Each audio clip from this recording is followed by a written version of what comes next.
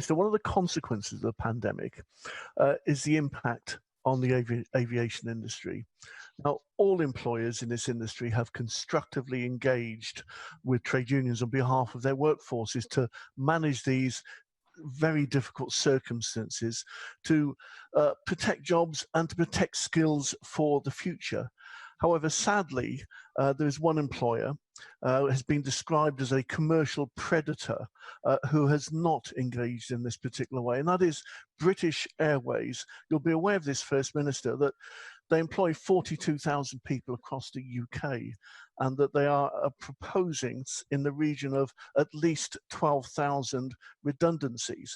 But in attempting to achieve this, their intention is effectively to make the entire workforce redundant, to remove 12,000 jobs, and to have 30,000 people who will then be employed on terms and conditions which could result in them having 60 or 70% less pay than they get at the moment. Now, this seems to be an opportunity. What the British Airways are doing is trying to seize an economic advantage on the back of COVID.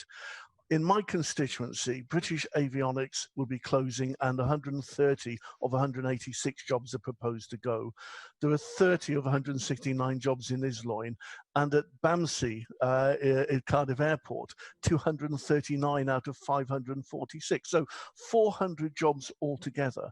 Now, the company know it is impossible to negotiate and to consult over 40,000 potential redundancies with 40,000 members in 45 days. The union has insisted that the proper and the moral and the ethical thing to do is to withdraw those notices. Now, this is going to be the subject of an emergency question in Westminster today. But can I ask that the Welsh Government will give its full support to unite the union and all those workers in South Wales who are dependent on these jobs, and all those in Cardiff Airport because of the linked industries, to actually protect them, and to get British Airways to do the decent thing, to stand up and to negotiate with its workers in a proper and ethical way to save jobs and skills for the future.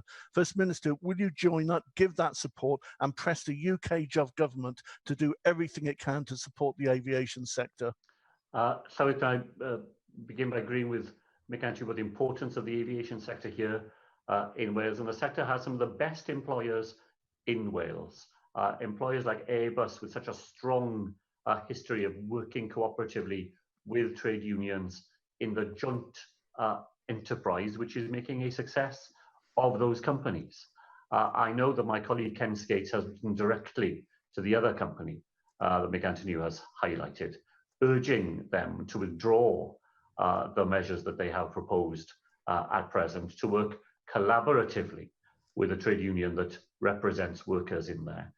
Sensible companies know that complying simply with the letter of the law is not the best way to shape a future for those companies that brings their workforce with them, their single most important asset.